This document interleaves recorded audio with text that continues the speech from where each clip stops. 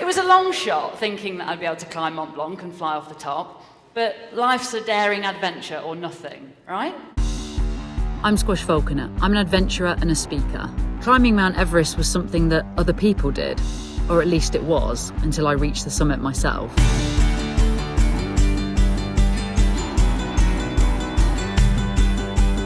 A few years previously, becoming the first British woman to fly from the top of Mont Blanc.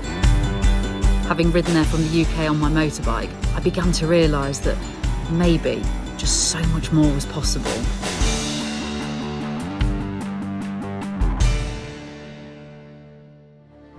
I do lots of different sports, so I ski, I climb mountains, I paraglide, and I ride motorbikes. I grew up on a farm, so I was always outdoors. I was climbing trees, I was in the barn, I was riding motorbikes, and I think that definitely set something in me. I was like a mini adventurer when I was a little girl. I was a classic tomboy.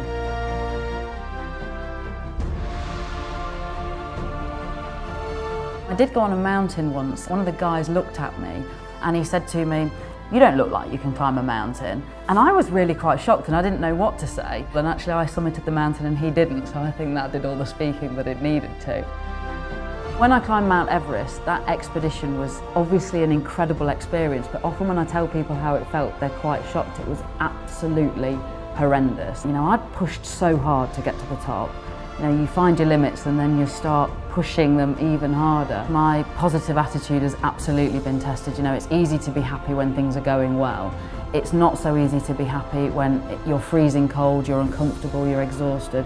And, you know, when people around you are dying. It's about having the ability to focus mentally and do what you need to do.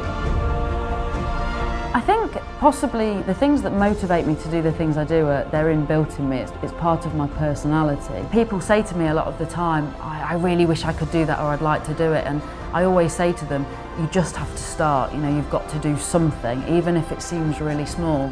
There's so many options to get out into the outdoors. You've absolutely got to go for it.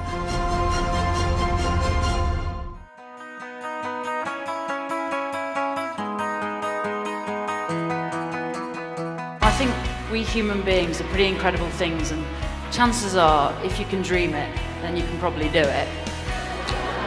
Now, I have a theory that if your knickers are right, then your day goes right. These were the knickers I summited Everest in, so I had a really interesting time choosing my knickers for feet.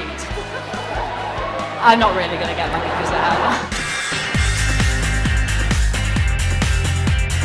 I'm scraping and wapting my bum board for this first ever ascent of a mountain on a bum board. It really works!